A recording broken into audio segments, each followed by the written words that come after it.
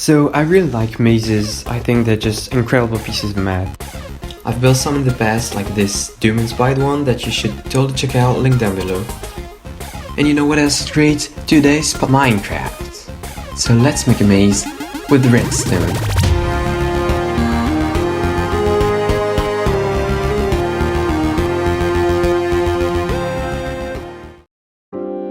What I mean by make a maze is implement an algorithm in Minecraft to procedurally build a completely random maze so that I can simply push a button and get a new maze to explore.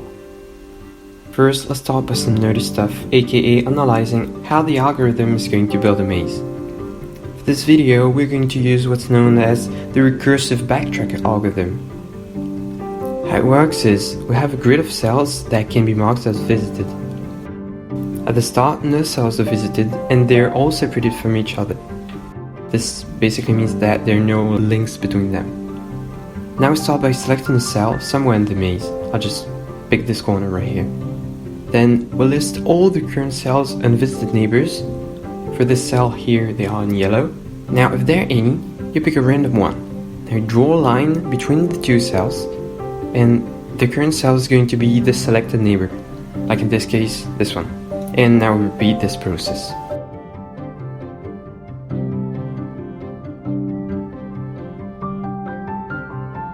Of course, what's surely going to happen is that the current cell doesn't have any unvisited neighbors. For example here, this happened, and this basically means we reached a dead end. In this case, we backtrack. We have to go back to the previous cell, which means the cell that was previously the current cell, and check again. Maybe we'll have to backtrack several times, but we will ultimately find a cell with some unvisited neighbors, like here. This entire process is then repeated until all cells have been marked as visited, and it happens to be when the current cell, so like the cursor, goes back to the first one.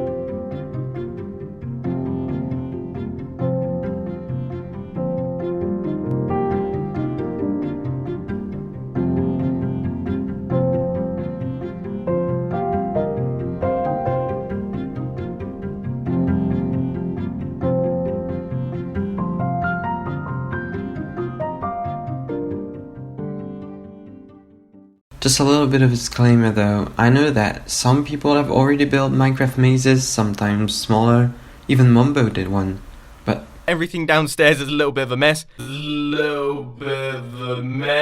Come on Mumbo, I know it's an old video, but what is this? There's mobs everywhere and it doesn't even change like 10% of the maze. I also found this other design and wow is it small. This guy even uses buds and stuff like that ChatGPT doesn't even understand. And also they use a simpler algorithm, which is probably smarter. Probably. Anyways, it makes a lot of dead ends and I don't like that, sorry.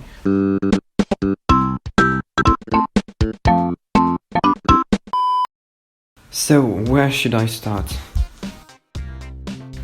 Why do I have magenta? I want lime.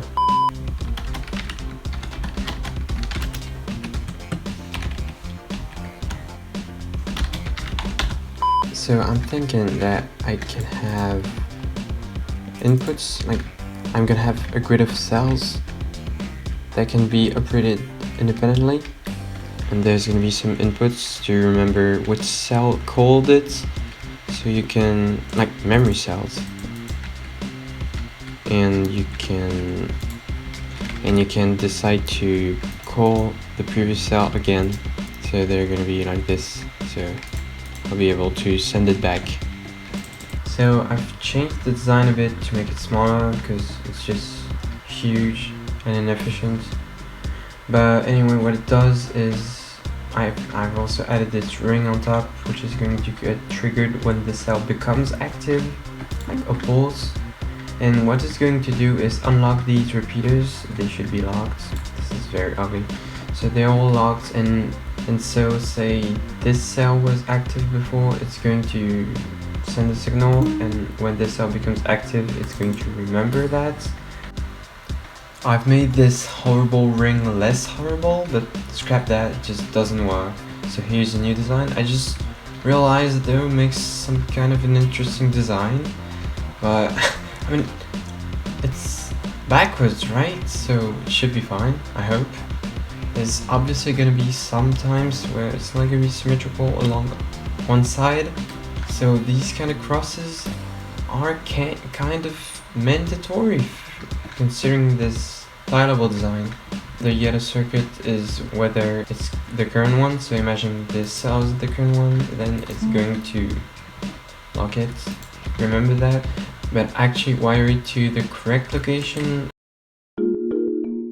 Now let's talk about randomness. When there's several non-active neighbors, we need to choose between them. So we're going to use the dropper randomness, namely when I have, for example, 2 items, and then stackable when it's going to get put into this hopper. This comparator will read out a signal strength of 3, and the stackable item will give out a signal strength of 1, allowing us to discriminate between 2 cases, 2 lamps on and 1 lamp on. After failing and playing around with different designs, I ended up with this design, which uses 2 droppers, the same setup as over there, to have a 2-bit number 00, 01, 10, and 11.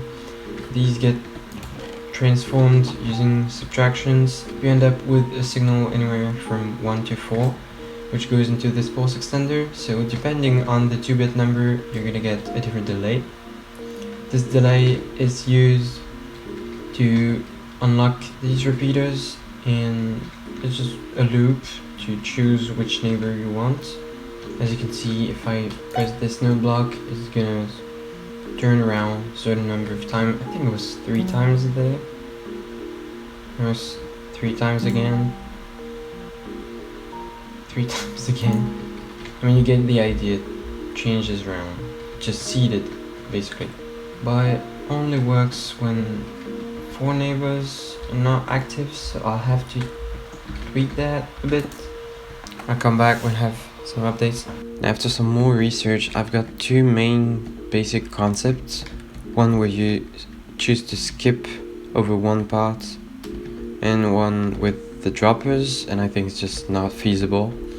So I've made some different designs, and I got one working. It's quite chunky. I'll try to make it fit in the footprint. So it can be coupled with this design over here. Like the bottom part has a pulse extender, and I can reuse this. It's just the same concept as this other design, except now it uses these pistons to skip one part. Like here it would just go over with no delay, and here it would take 2 ticks. So if I want to take the 4th one, then goes 1, 2, 3, 4 and turns on this lamp. If I want the 2nd one, but like imagine this cell is already active, then it's gonna skip over this one, and it's choosing the 2nd one. So 1, 2, it's gonna choose this lamp. No, I'm not explaining it very great, but it works. I have now implemented this design, and I gotta say it looks bad with all these pistons. The reason why I need all these pistons is for instant signal blocking, I guess. Say if I want to exclude these two cells, it's gonna loop exclusively between these 2, and this piston setup is here to reset the signal. If it loops without this block, it would just loop infinitely, as you can see. So I just needed to reset. Okay, now for the life of me I could not figure out how to make a design that works apparently, so I just made a new one. It's much chunkier, and I just started putting everything together, the randomizer and the top parts. The yellow circuit is still, if the cell has been activated at some point, it sends it to its neighbors to then wire it to the randomizer. The outputs are wired back up through these orange lines, and I'm just making the logic for actually opening the doors. I'm gonna have doors leading from one cell to the other. Got some news. I've got this system that checks when the randomizer is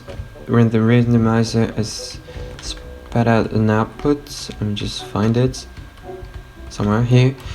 And once it does that, it's either going to call back the previous one, I just need to repeat it here, whatever, or go to the selected cell. So that's what I'm doing right now. Oh my, this is such a hassle to go through. It's just so so horrible to edit anything. I'm just gonna use some random components because it's not MCHBR is compatible. So right now I have two sets of squares here. The bottom one wait, I need to invert this. That's some big brain strat here.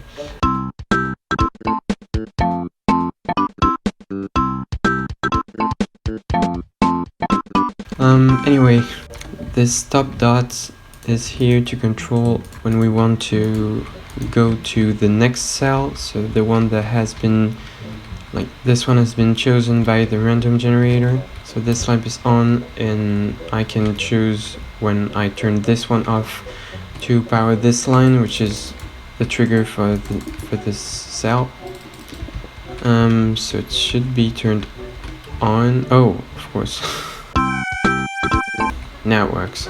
So when any neighbor is selected, it is going to send a signal into this bottom part, the one that controls going back. When the randomizer selected a cell, should go to that one and prevent going back, and when no cell is selected, it should send a 0 everywhere, which doesn't matter, and also go back. Oh, again!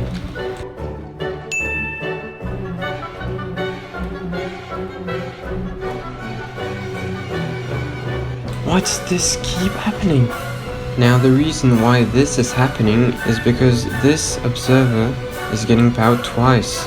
But the problem is that if it gets powered, like if this cell gets chosen, which I don't know why it does. I really don't know why. There's gotta be another error somewhere. Or maybe it's just randomness, like game randomness, I don't know. Which one has been chosen? Still no one. Okay. So now I've got some extensions to the lines because there's gonna be a 1 block gap between the cells. I also have a reset line, and again I just rewired everything in the green parts. It just didn't work. So I'm trying to do something else because I want to be able to reset an entire cell from outwards, and it's just not really feasible because there's so many glass towers that just end up in the way of everything. I'm running out of space, but if I increase the height, I'm gonna have issues with repeaters. Just I need to have one more tick of delay, I guess, but just I don't want to. It's just already slow enough. So now I've added a system to handle doors, and it just works fine, but I just saw that my randomizer at the bottom just didn't loop, so I just shamelessly added a wire around. I just don't even care now. Okay, I think it's ready to be copy pasted. I'm scared. Alright, I've now copy pasted this thing 9 times, debugging some things, like some lines didn't quite connect with this giant line here. This is the first test. I haven't even removed this debugging thing. Let's just see how it goes. On the recording it's just gonna be very laggy. Let's just see how it goes.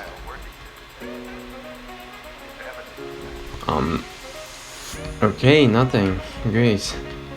A long head scratching session later, which was mostly because of this randomizer.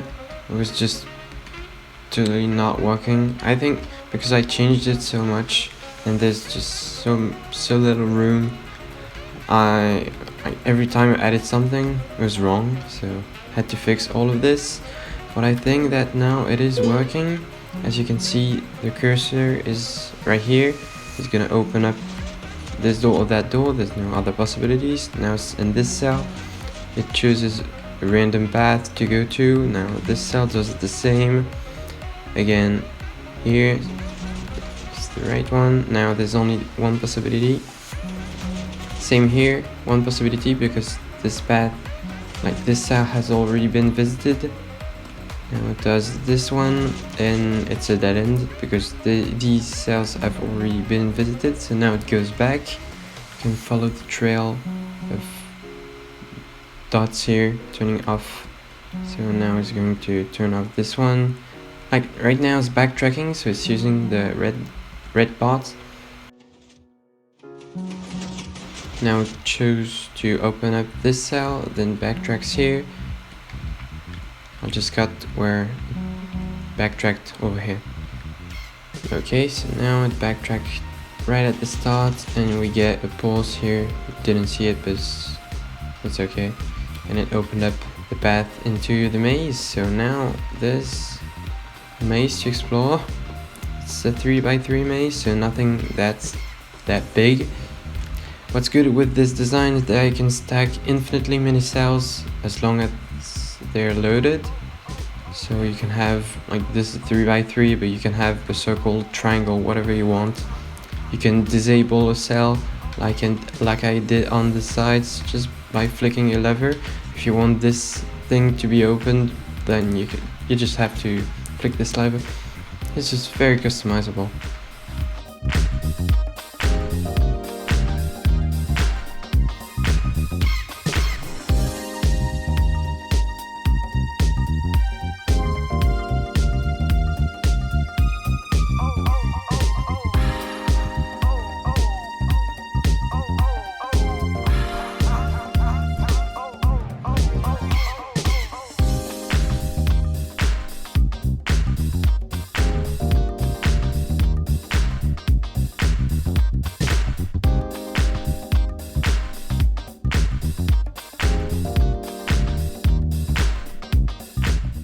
Alright, a maze has been generated by this machine before your very eyes. So I haven't looked at it that much. So I'm just gonna try to solve it. So a good thing with this design is that there's only one solution. I don't know, that's kinda nice. But yeah, as you can see it's only a 5x5, but there's crossings and... Okay, I guess it was quite easy. Wait, no. It's actually pretty easy to get lost in this, even though it's just 5x5. I'm very happy with how it turned out, and I hope it wasn't that bad at the time lapse. And... what the... Okay, finally done it. Stupid. Yeah, I hope you enjoy. Oh, there we go. Yeah, that's pretty much it. See ya.